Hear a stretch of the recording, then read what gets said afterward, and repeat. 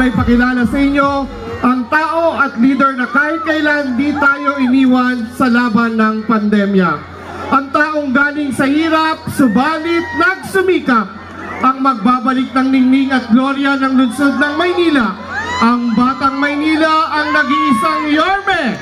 Number 2 sa balata, Yorme Isko Moreno Dumagoso! Real talk lang mga men. Meron kang bars pero broke ka pa rin. Race cars at mga dope na women. Kung wala ka niyan, pwede mo na mga kunin. Wala kang kalusot kasi madaming paraan. Pangarap maliit, pwede ka.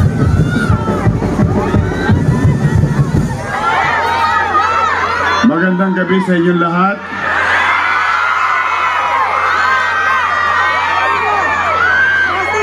Ang sarap ng amoy manok, amoy liempo. Ang sarap. Nakakagutom lalo. Kumain na ba kayo? Lilipas din yan. Parang si Dolpit Panchito lang. Habang kayo nagugutom, mabusog kayo sa amoy. Maraming salamat. Palakpakan natin Congresswoman Sandy Ocampo.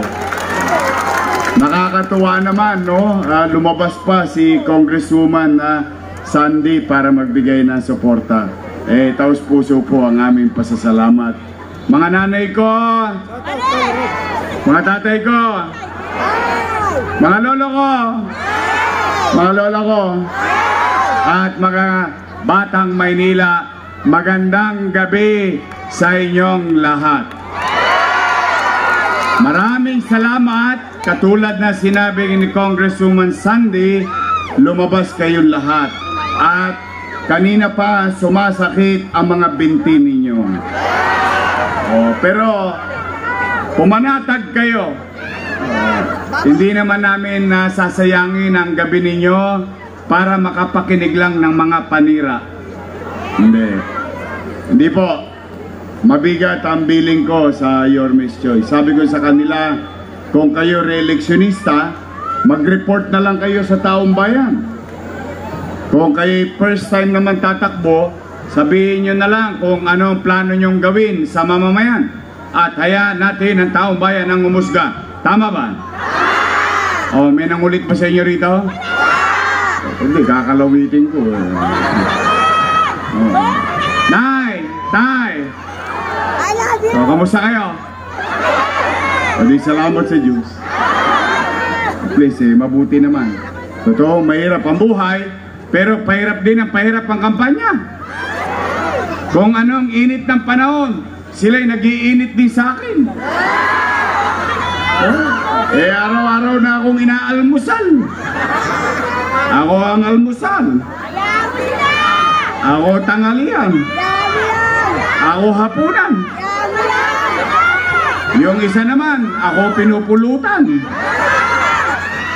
Pero, Nay, Tay, yung mga matatanda dito, no? Kayo naman siguro, marami na kayong karanasan sa halalan. Ngayon lang ako nakakita, hindi ko alam kung first time nyo rin nakita.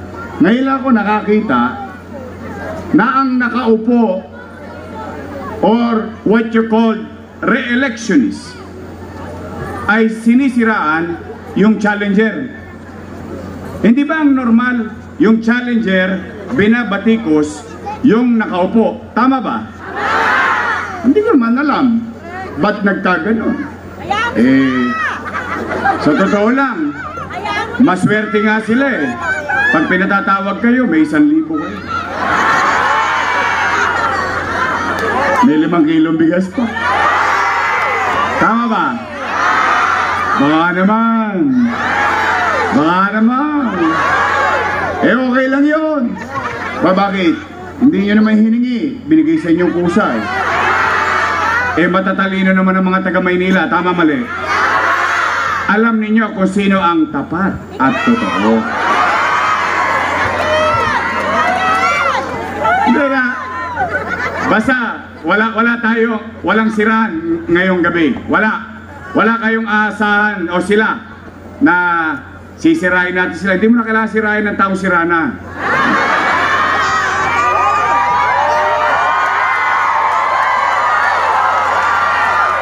Basta tayo lahat dito, mga taga-Pandakan.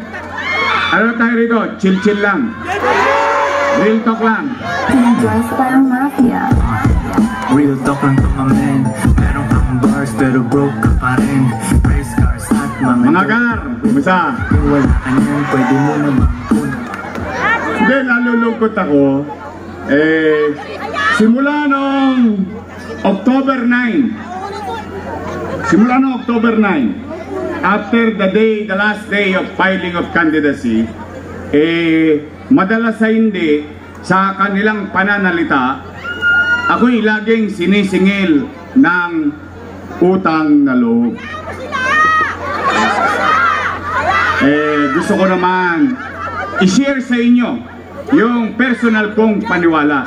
Ito'y akin. Hindi ko naman alam kung ganito rin ang paniwala nyo. Ang paniwala ko po, ang utang na loob ay walang katapusang bayaran. Yan paniwala. At ang utang na loob, kailangan nililingon ng kusa. Tama ba? Hindi sinisingil. Tama ba? Ngayon, Nay, Tay, sa akin yung muli marinig, mga batang Maynila, lalo na. Totoo! Totoong may utang na loob ako kay Danny Lacuna. Alam niyo yan. Hindi ko yan kinubli. Hindi ko yan tinanggi. At bilang pagtanaw ng utang na loob kay Boss Danny, inaruga ko naman yung kanyang mga anak. For 20 years. 20 years. At kayo ang umusga mamaya kung totoo ba. Una, Philip Lacuna. Nakaupo? Dennis Lacuna. Nakaupo? Lay Lacuna. Anong nakupo? Nakaupo? Pangapat, asawa ni ate. Dr. Fox. Tama ba? Nakaupo? Yan ang una kong ireregalo sa inyo. Yan ang una kong tatanggalin. Bakit? Bakit to? Yan ang nagpahirap sa mga nanay at tatay natin sa health center dahil pa online schedule pa. Wala na ng gamot. Ipinagbabaka sakali mo na nga lang. Tapos mag-online schedule ka pa. Wow! Sosyal. Paano pag wala ka cellphone? Paalam na. May cellphone nga, wala ka naman load. Tosgas ka pa. Ito, masakit. Hindi ka marunong mag-cellphone. Hindi ka marunong mag-online. So, kailangan, yung sakit mo, i-schedule mo din. Tama ba? Walang kapararakan. Ngayon may bago. Nung isang araw, magpatuloy daw kayo. Meron. Pero kailangan may PhilHealth. Wow! Bibiyakin mo lang, kailangan ko PhilHealth.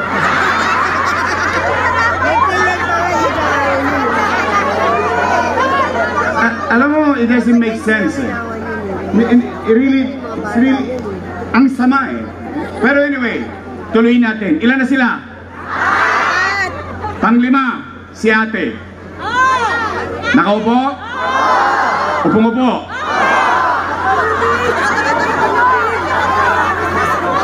Ilan sila? Happy? Masaya ako. Deep inside, and I swear to God, I'm happy for them. Na yung hindi napagtagumpayan ni Boss Danny sa maliit naming tulong sa pagtataguyod sa kanila, napagtagumpayan nilang magkakapatid. Ngayon, kung sila naging mabuti sa tungkulin nila sa taong bayan o hindi, ay hindi naman ako para humusga. Taong bayan ang maghuhusga niyan. O tanong, Yorme, magbabayad ka pa ba ng utang na loob? Ang sagot, opo. Ay bakit? Pilipino ako eh. Ganun talaga tayo. Hindi naman, ayoko naman alisin yung ugaling itinuro sa amin ng mga matatanda. Kaya lamang, ang pakiusap ko lang, baka naman kung po pwede, sa ibang bagay na lang ako tumanaw ng utang na loob. Bakit? May utang na loob din naman ako sa taong bayan. Kung wala ang Diyos at wala kayo, wala din naman ako sa kinalalagyan ko ngayon. Ngayon, masama naman ba na dinggin ko ang panawagan ng taong bayan? Yung taong bayan na sumisigaw na, bumalik ka na. Bumalik ka na! Bumalik ka na! Bumalik ka na! Huwag niyo masyadong lakasan, baka masigawan din kayo. Ba't ka na bumalik?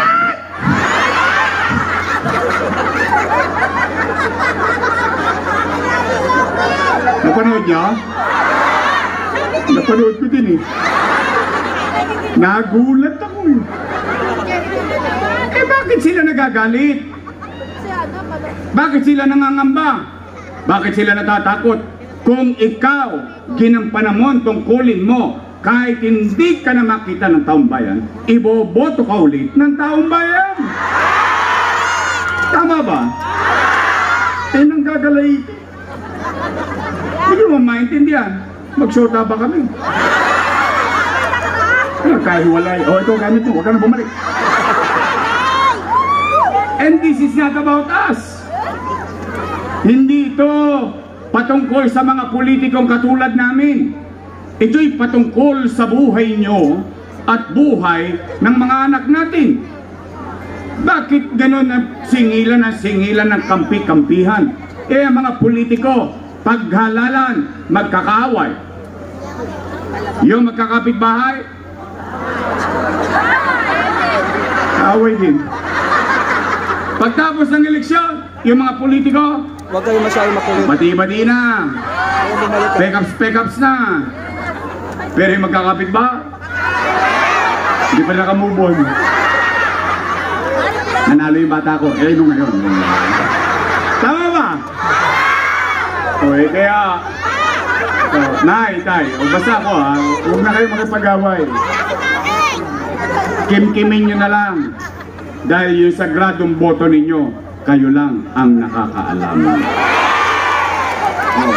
Ano ba sinasabing masasakit na salita? Ano ba sinasabi na masasamang salita? O akusasyon sa akin? Ang sabi, si Yorme, maraming iniwang utang. Hayaan mo siya! Narinig niyo yan? Narinig ko rin eh. Sila ba may sabi nun? Napanood ko din eh. O sige, may ginang sa akin yung marinig. Dito, personal. O, marami daw tayong utang. O sige, real talk tayo, real talk. Joyce parang mafia. Real talk lang mga men. Meron kang bars pero broke ka pa rin. Race cars. Bago ko sagutin, taas ang kamay ng may mga anak dito. May anak kayo? Real talk. Kapag walang makakain ng anak nyo, gagawa nyo ng paraan? Uy, hindi nga. Iraraos nyo? Itatawid nyo? Gagawin nyo lahat na makakaya nyo, makatawid lang ang anak ninyo? Yan din ang ginawa ko bilang ama ng 2 milyong Manileño noong panahon ng pandemya. Nay, tay, mga lolo't lola ko, mga batang Maynila, nung binoto ninyo ko noong 2019 bilang mayor, wala kayo ni isa na narinig na sinisi ko yung sinundan ko, na walang iniwan sa akin pera. Wala. Bakit? Nag-move on kagad ako. Bakit? Bumoto na kayo ng mayor eh. Binoto nyo na ako eh. Di cargo ko na lahat ang responsibilidad na iniwan nung nakaraan. Tama mali? Nagmubon tayo, nilinis ko Maynila, inaayos ko Maynila, kinakalawit ko yung mga Tolonges. Lahat, ginagaya na tayo sa buong bansa. Umaangat na tayo unti-unti, kusa ng sumusunod ang tao. Nagkakadisiplina sa Maynila, bigla tayong nabangga. Ano nangyari? Huwag na po kayo makipagsiksikan dito kasi may Ano nangyari na isang bagay na hindi natin makakalimutan habang tayo nabubuhay? Nagkaroon ng pandemya. Tama mali? Ano masamang epekto ng pandemya? Wasak ang ekonomiya. Walang ekonomiya, walang hanap buhay. Walang hanap buhay, walang trabaho. Walang trabaho, walang picha. Walang picha, walang chicha. Tama mali? Pero kayo dyan, sa Nangka, Todits, sa harapan, dyan sa Kodli, at dito sa Wakali, at yung mga nasa Gedli. Kayo lahat dito, kayo'y testigong buhay. Kasi ibang testigo ko patay na. Wala naman akong magagawa, nagka-pandemya eh. Pero kayong mga nangabuhay ngayong gabi na nakikinig at nanonood ngayon, kayo mismo ang testigo. At least masasabi natin sa sarili natin, sa Maynila noong panahon ng pandemya, walang nagutom sa lungsod ng Maynila. Buwan-buwan may food box. Tama mali? Mayaman, middle class, mahirap. Bawat pamilya, hindi bawat bahay, bawat pamilya may food box. Hindi pa nga nauubos yung food box, dumarating na may isang food box. Tama mali? Natikman nyo? Naramdaman nyo? Natanggap nyo? Oh, yan ang kwento. Lagyan natin ng kwenta. Kasi sila walang may kwento kasi wala silang kwenta. Tama mali? O ito ang kwento. Ilagyan natin ang kwenta. 700,000 families. 700,000 families. Pagpalagay na lang natin, times natin isang bulig o 1,000. No, magka? Patay. Dami zero. 700 million pesos. 8 buwan times 8 months times 8. 8 times 7. 56. 5.6 billion piso. Nasaan yung 5.6? Chinicha, niluwa. Gone with the wind. Pero magkano ang halaga? Kinain ba natin? Natikman ba natin? Natanggap ba natin? Oh, chicha pa lang yun. Eh paano pa yung isang bulig? Yung kakap. 5.6 plus 700 million. 6.3 billion piso. Tama ba? O ngayon naman, pangalawa, kwento na may kwenta. Taas ang kamay na may mga anak na nag-aaral dito sa public school. O kayo naman ang testigo ko, hindi naman ito pangkalahatan kasi iba sa private o yung mga nasa public school. Nay, tay, noong pandemya, nag-lockdown, ano sabi ni Secretary Liling Briones? We will not have face-to-face classes. Mag-online tayo. Yung tatay, yung nanay, nangangamba. Bakit? Online. Tosgas na naman siya. Bibili siya ng ano? Nagkaroon ba ng tablet ang mga anak nyo? 110,000 na tablet pinamahagi ng gobyerno ng Maynila. 10,300 teachers in public school. Bumili ang Maynila ng 11,000 laptop. Yung mag-aaral, may tablet, may internet. Yung teacher, may laptop, may internet. Nakaraos ba ang pag-aaral ng anak natin? Yun ang kwento. No, magka. 1 bilyong piso. Ang internet, 300 million pesos. No, magka total? Patay na naman. Bilyon-bilyon. Tama ba? Oh, eto pa. Remdesivir, tocilizumab, molnupiravir. Daang-daang libo ang halaga ng isang gamot. Mabuhay lang ang isang pasyenteng taga Maynila na may COVID-19. Tayo meron, sila wala. Maynila meron, hinihingan pa nga tayo eh.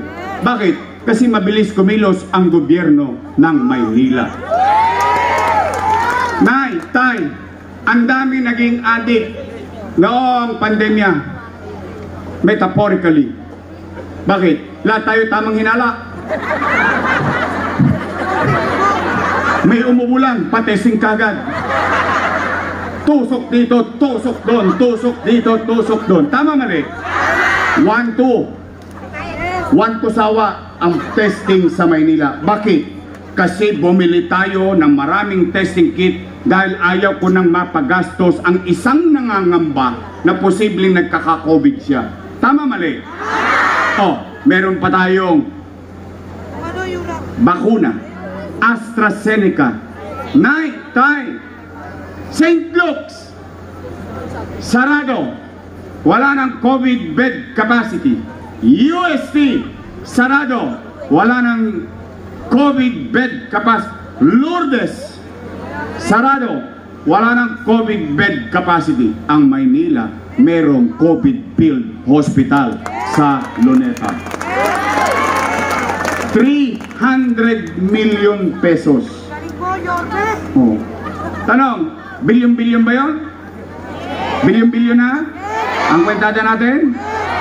Wala pang Condominium 1, Condominium 2, Binondominium 1, Base Community, San Lazaro Residence, San Sebastian Residence, Pedro Hill Residence. Nay, tay, a month ago, nagka-cutting ribbon sila. Ipinamimigay na sa mga taga Maynila yung in-city vertical housing program na pangarap ko na kinopya ko sa Singapore para walang itapong squatter sa Cavite, sa Bulacan, sa Laguna. Kung squatter ka, kung wala kang bahay, dito ka manirahan sa lungsod ng Maynila. Noong nagka-cutting ribbon, sila daw ang may gawa. Pero yung ipinampagawa doon, utang, kasalanan ko. Uwe. Ito! Utang ina niya.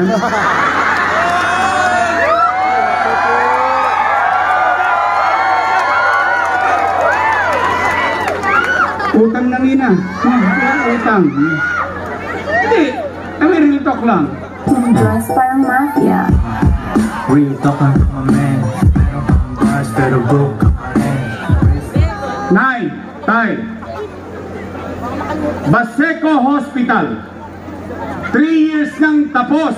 Nung umalis ako, tapos na. 3 years na kung wala, sarado pa. Kung may kaibigan kayo sa Baseco, ipagtanong ninyo. Hindi po ako doktor.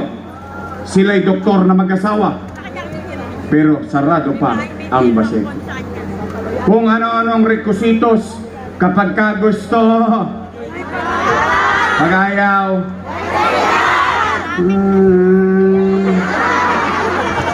Nay, tay, Rosauro Almario Elementary School, 10-story fully air-conditioned public school.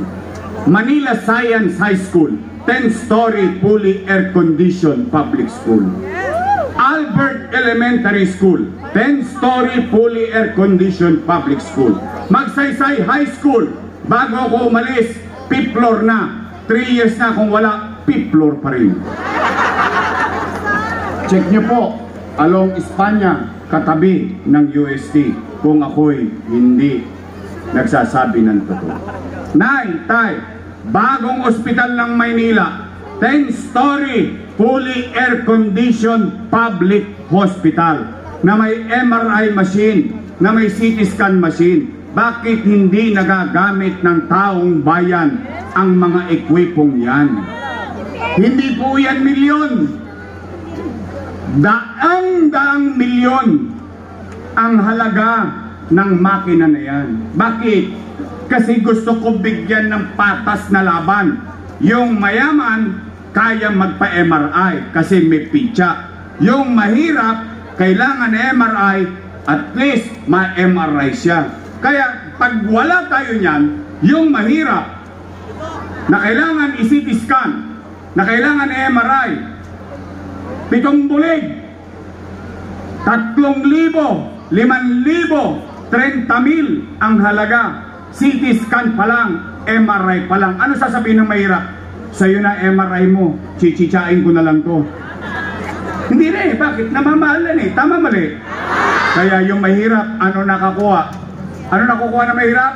Iya capsule, Himaspirin, Kispirin. I bought that to give equal opportunity sa may sakit na siya ay ma-properly diagnose. Pero tanong, bakit hindi nagagamit? Hindi ko rin po masasagot. Hindi po ako mayor. Nandiyan dyan ba yan?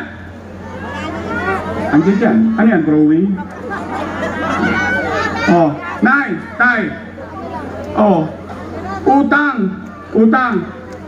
Kumain tayo, may gamot tayo, may bakuna tayo, may programa tayo, tinuloy natin ang buhay natin sa Maynila. Hindi tayo nagpapigil sa COVID.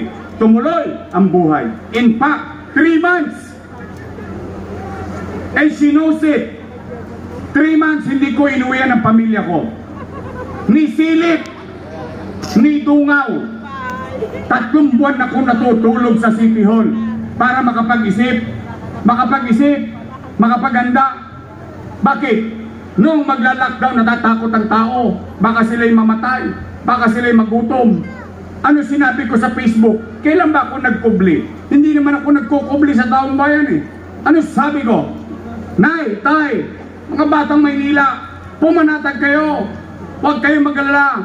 Pag ako, wala na mautangan. Pag ako, wala na maibebenta. Nakita nyo tong relo na ito, ipatatas ako to kay Tambunting, makaraos lang tayo.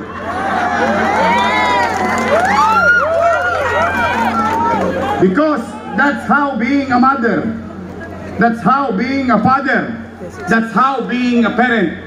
Kayo nga eh, o yung mga matatanda rito, ilang beses kayo nagsalya ng plancha kay Tambunting? Yung transistor nyo, yung TV nyo, bakit? Gagawin mo lahat eh. Tama, mali? Oh, mali daw yung ginawa ko. Mali daw. Mali daw. Eh, pagbigyan na natin, total, nabigyan naman tayo ng 1,000 eh. Kwentuhan lang. At saka yung hindi pa nabigyan ng 1,000, mabibigyan kayo malamang. Steady lang kayo dyan sa Gedli. Tatawagin din kayo doon sa Ninoy. Isasakay kayo sa bus. O kaya dadaling kayo sa Paco Arena. Ang dami nakaka-relate ah. Oh, nay, tay, pagbigyan natin. Sige, kwentuhan lang naman eh. Ako mali. Sabi nila, mali daw ako. O sige, pagpalagay natin, ako'y mali. Kung ako'y mali, edi mali din sila. Eh kasama ko silang gumawa nun eh. Tama ba? Sino nag-aproba? Sino vice mayor ko nun? At saka yan oh, yabang-yabang yan oh. Yan oh. Ayan. Huwag nyo nang paisahin yan ha. Totoo lang. Mali pala eh. Mali pala. Bakit nyo inaprubahan? Mali pala eh. Eh ba't yung pinagbotohan? Pero noong araw, nagagalak ang tao, nakararamdam ng kapanatagan ng tao, natutuwa ang tao, sumusunod ang tao. Bakit? Kasi alam nila may gobyerno silang masasandalan. Sila, paabot-abot pa ng food box, mayanggan lang. Tama po ba? Ngayon, mali.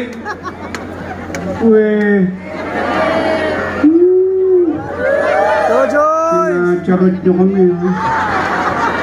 O nay, o at least, ako, sa lahat ng inaakusahan, ako umaamin. Bakit? Paninindigan ko yung ginawa ko. At least, makapaglalakad ako sa mang iskinita dito sa Pandakan, sa mang kalsada sa buong Maynila. Isa lang ang masasabi ko, salamat sa Diyos, nakaraos kami nung pandemya. Puro utang, utang, utang. Pwede ba pagka napatawag na kayo, pag nakita nyo sila, pwede ba ako makisuyo? Sabihin nyo naman sa kanila, oy, puro daw kayo utang, utang. Magsilayas na raw kayo dyan, si Yorme na lang magbabayad. Pwede? Promise? Oh, Nay, Tay, bago lumalim ang gabi. Bago lumalim ang gabi, matanong ko kayo, after everything said and done, gusto nyo pa ba akong bumalik?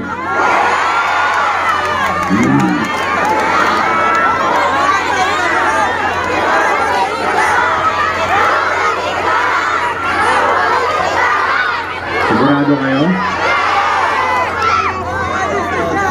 Mataas nga kamay na gusto akong bumalik. Talaga? Talaga? O sige, babalik na tayo. Oh, yun ang kwento na may kwenta pero nangyari sa nakaraan. Yorme, ano naman ang gagawin mo sa amin sa kinabukasan kung mahalal ka bilang mayor ulit?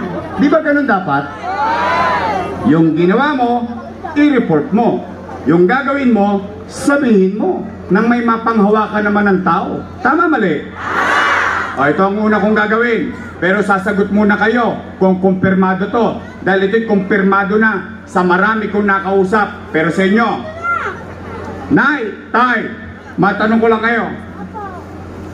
Napapansin nyo ba na parang dumudugyot ulit ang Maynila ngayon?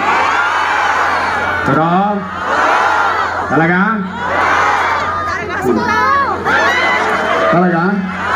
Nagkalat ulit ang basura? O Nay, may awa ang Diyos. Sa tulong ninyo, nakabalik tayo. Ang una kong gagawin, lilinisin ko ulit ang lungsod ng Maynila. Total, ang hinahanap nyo isko, bibigyan ko kayo iskoba. Pwede. Bara-bara lang, kuyo. Dress parang mafia. Real talk lang to my man.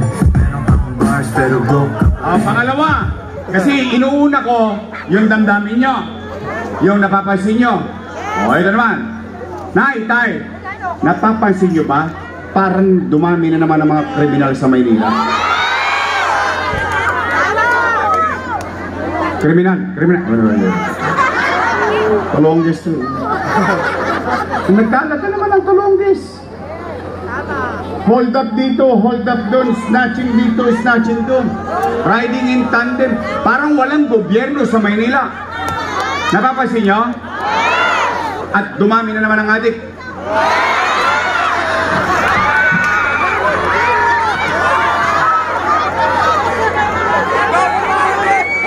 Ay! Mga adik! Bago na kayo! Pabalik na ako! Tigilan nyo na yung trompeta, ha? Tigilan nyo na yung roll. Tigilan nyo na yan. Ito, walang chemical. Nay, Tay, yawan Diyos. Sa totoo lang, nagawa ko naman na ito dati. Yawan Diyos. Sa tulong ninyo, nakabalik tayo. Ibabalik ko sa inyo yung gobyerno sa umaga, sa tanghali, sa hapon, sa gabi, hanggang madaling araw, may gobyerno sa lungsod ng Maynila. Yung habang natutulog kayo sa peligro de ora, maimbing ang tulog nyo, panatag kayo kasi nasa likod ng isipan ninyo. Hindi kayo nag-alala dahil alam nyo si Yorme madaling araw nag-iikot pa. Gusto nyo ibalik yon? Ibabalik ko sa inyo yon. Pangatlong gagawin ko, yung napanood nyo, yun yun. MBN, Minimum basic needs. Talaga pong totoong 100% idol ko si Lee Kuan Yew. Totoo yan. No question. Kaya pag nakita ninyo yung mga pinagagawa kong development, halos mirror. Duplikado. Ibabalik ko at ipagpapatuloy natin ang paggawa ng in-city vertical housing program. Ide-develop ko tuloy-tuloy ang health center na walang online schedule, na may gamot, may calcium para sa mga test spoon, kasi kailangan talaga iron and calcium para sa mga buntis, vitamins at maintenance ng... Oy, shout out ha, special mention yung mga lolo't lola ko, I love you. Ibabalik ko na cake nyo. Tinaasan pa kunwari ng lokong to para lang silawin ng tao. 1,000 na raw, 1,000. Wala namang cake, wala namang maintenance. Ensure black rice. Tama mali? Ganun din ang kwenta nun eh. Tinapat pa ng halalan. Oh, Nay, patas daw niya, tama. Inangkin mag-isa, di ba? Oh, tama. Kamu, matalino talaga mga taga Maynila eh. Oh, healthcare, housing, education, and jobs. Yung apat lang na yun. Bakit? Nay, tay, hindi ko kayo mapapayaman. O sino mang gobyerno, walang makapapayaman sa tao. Pero ang gobyerno, kayang patasin ang antas ng pamumuhay ng taong bayan. When you address surgically the minimum basic needs ng tao, tataas ang kalidad ng pamumuhay ng iyong mamamayan. So, Nay, Tay, gusto nyo ba yung ganong programa? Yes! Sigurado kayo? Yes! Gusto nyo ako bumalik? Yes! O, Nay, Tay, pwede ba ako makiusap? Pwede ba your Miss Choice style lang? Total, dalawang grupo lang naman pagpipilian nyo. Dalawa lang. Unang grupo, your Miss Choice. Matamis. Yung kabilang grupo, Ladies Choice. Kaya yung may sabi nun, hindi ako. Ayokong manira. Your Miss Choice tayo? Why? Nay, Tay, gusto niyo bang bumalik ang gobyernong mabilis kumilos? Kailangan ko sila. Yes. Katulad ng sinabi ko kanina, hindi ko nagawa yun nang hindi ko sila kasama. Napagtagumpayan natin yun, kasama ko sila. Nalulungkot nga lang ako, dati natutuwa sila. Ngayon galit na galit sila. Kaya kailangan ko ng kasama. Po pwede? Makisuyo lang. Ha? Andiyan dyan, ang ating kaibigan Voltaire Castañeda. Kate Marasigan. Doc Mercado. Elmer Joel Par. Christian Joey Oy. Ito na double murder. Minyahan ka na. Pinasabog pa. Patay na. Bumangon pa. Para maglingkod sa 6th District of Manila. Ang aking minamahal na magaling na konsehal na may malasakit sa kapwa. Konsehal Lo Veloso. Noy! Baka naman. Hindi pa kayo kumain? Ako rin. Gutom na gutom ako doon sa usok eh.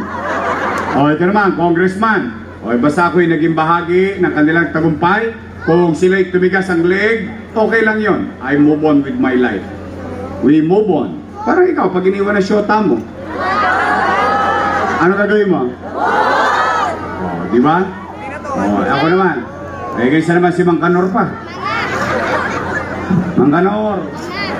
Musa ng Wadcom.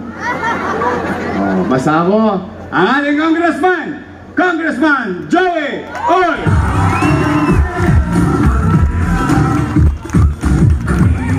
O na, Itay, yung Vice Mayor ko, pinauna ko lang sa 5th District. After this, tatakbo kami sa 5th District. Pero yung Vice Mayor ko, may asim pa. Mukha lang po siyang 19. Naintindihan nyo na yun. Takwarens na po yun. Siya, graduate ng Lasal.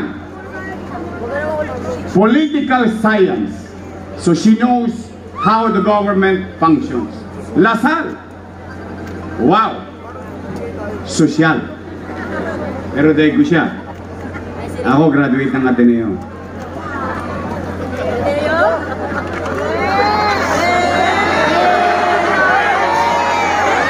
Parang ayaw nyo maniwala.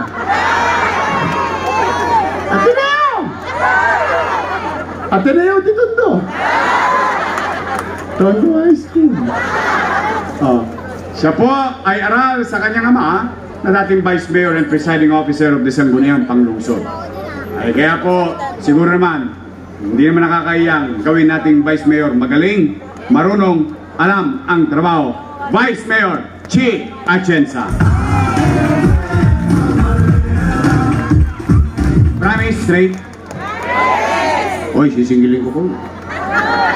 Pagtapos ang eleksyon, bibili ako ng dividendaso. Bubuksan ko yan, titingnan ko yung gitna. Kung meron bang prueba. Mukhang nangangarera o nagpapataya ka ng karera ng mga. O, Nay, Tay. Tanong, may narinig ba kayong panira? Promise? Real talk lang tayo. Kwento.